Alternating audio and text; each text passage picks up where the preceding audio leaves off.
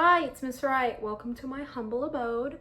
In this video, we are going to talk about unpacking your instrument, your shoulder rest, and how to properly fit your shoulder rest, and also how to position your instrument on your shoulder. So, stay tuned. This is for violin and viola. Okay, so this is my viola case, okay? You can see that it is a hard case. It is a plastic case. There are also material cases.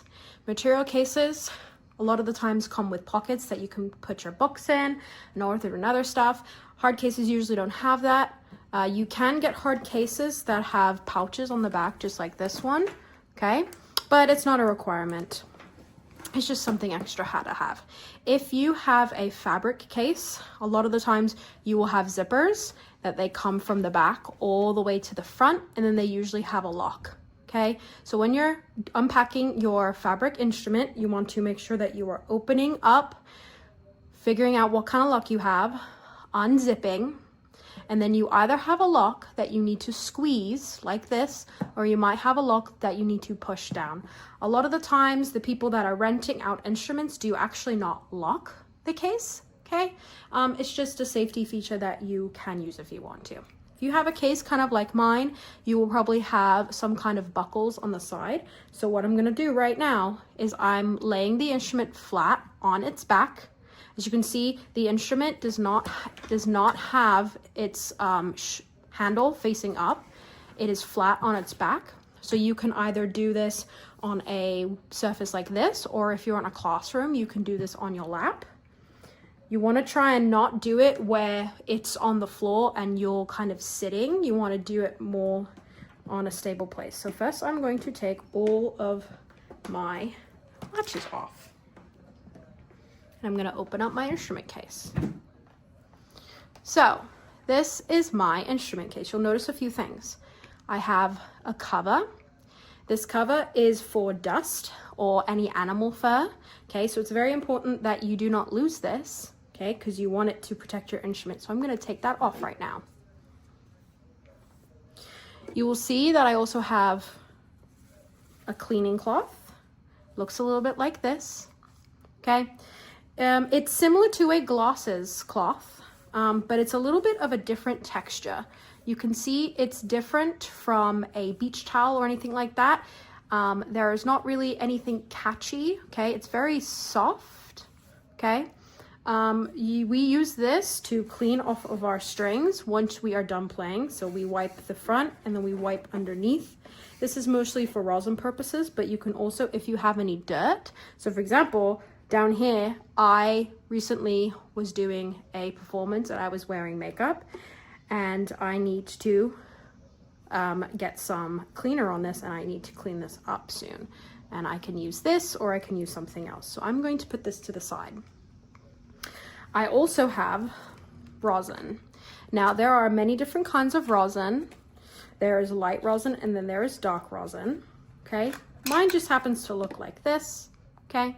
Your rosin is probably a small square rosin or a rectangular one, okay? But rosin is all the kind of same. We use this on our bows and I'll show you at a later date how we use this. But that is another thing that is probably in your case. You'll notice that the rosin a lot of the times has a protective shell, and we use this so that the rosin doesn't crack, because if the rosin cracks over time, it will deteriorate and it will probably just break all in your case, and that's not fun. So I'm going to take this and put this over here.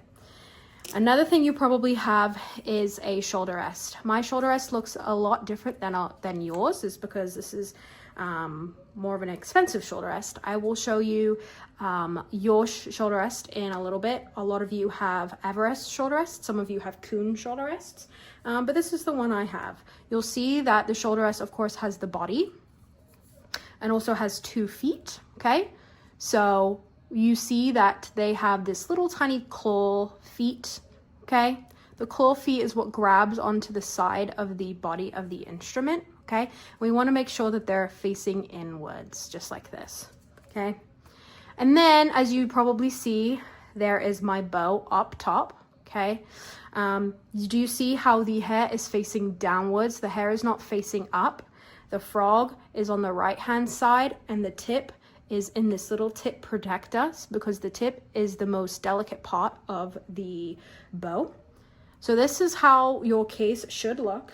If you were to be packing it away, like I said, you want to take your cloth, you want to wipe off the strings, you would put on the dust cover, and so on.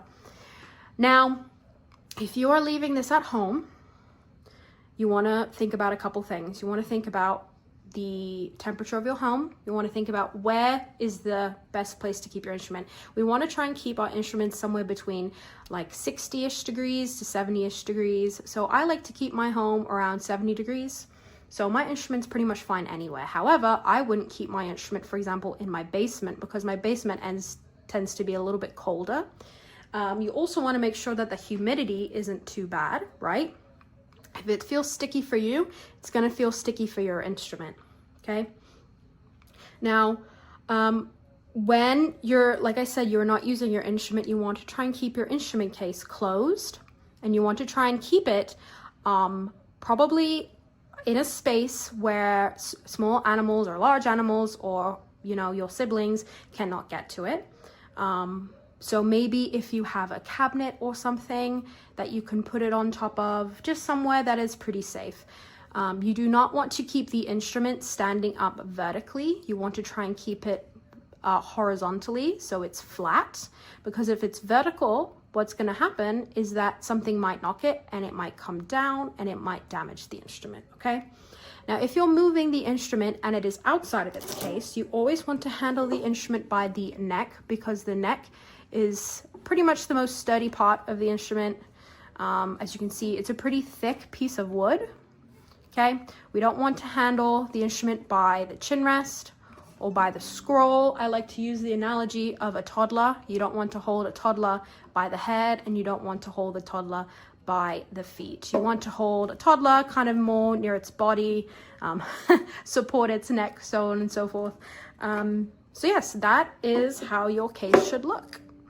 For this part of the video, I brought out my violin, because my violin has an Everest shoulder rest, which is what a lot of you have. There are, like I said, two common shoulder rests, the Everest and the Kuhn one. Both of them are fantastic. When we are dealing with the shoulder rest, we want to make sure both feet are pointed inside. And we also want to figure out which end is the, like I would like to call, the fat side, and what is the skinny side. If you look very closely, this end is just a little bit wider than this end. It's easier to tell with the Kuhn shoulder rests, but I can tell pretty clearly close up that this side's a little bit more wider. I can also tell, looking this way, right here, the side that has the dip, this side is the more fatter side. And this side that tends to go up a little bit more, that's going to be the skinny side. So if you have trouble figuring out which side is fat and skinny, that's another way you can figure it out. So the shoulder rest is an important part of when positioning the instrument, because it takes up the space between your collarbone and your chin to help you support the instrument. So when we are putting on the shoulder rest, I highly recommend taking your instrument in your left hand, turning it over, and having your shoulder rest in your right hand. Like I said, you want to figure out which side is the skinny side and which side is the fat side. This side is the fat side. The fat side is going to go underneath where the chin rest is. So the chin rest is here. I'm going to follow down. This is where I want the fat side to be. So I'm going to take the fat side, again, making sure that the claw is inwards. And I'm going to put the claw on the side of the instrument. Now, what I'm not going to do is do this, okay? I'm not going to try and just slam the shoulder rest over and make it fit, because that is not how it's going to work. We want to have the claw down, grasping the instrument, and then, as we see at the side, we are going to slide the other foot on, just like that, okay? We are sliding the feet on. So I'll show you at this angle. So again, we want to slide the foot just like this, okay? Your shoulder rest should be something like this. You might have to adjust it, okay? But it should be, you know, a little bit like this, okay? And of course, how you take it off is you don't yank it off, okay? The exact same way, you want to slide the shoulder rest towards the bottom of the instrument. Okay, now we're gonna talk about actually positioning the violin or the viola on your shoulder. So again, like I said, the shoulder rest, the point of it is to make up for the difference between your collarbone and your chin. So what we're gonna do is we're gonna hold the instrument by the shoulder just like this, okay? And we're going to bring it out, directly out from us, okay? Just right in front. Then I'm going to flip the instrument towards me, and I am going to aim for the button to be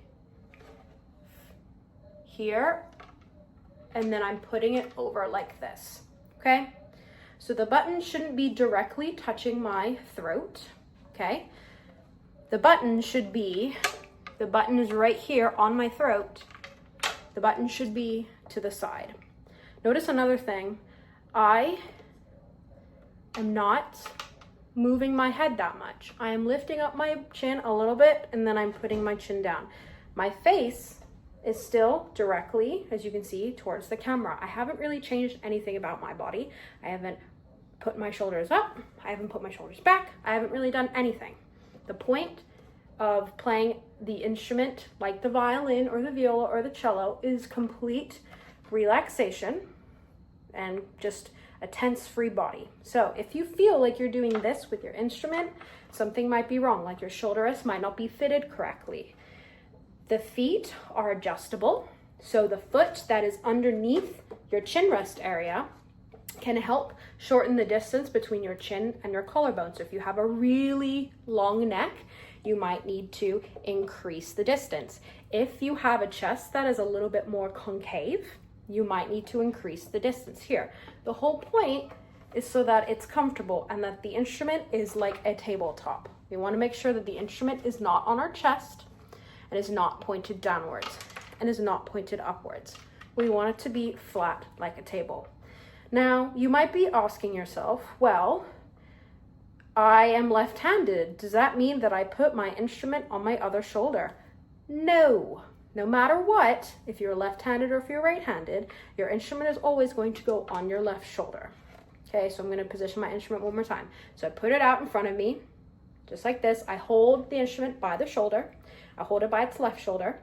I turn the instrument towards me, and I'm trying to have the button come towards my throat. Lift up my chin a little bit, okay? I can feel the whole shoulder rest is touching my body, and I put my chin down. I'm still facing forward. And that is how you put on your violin onto your body.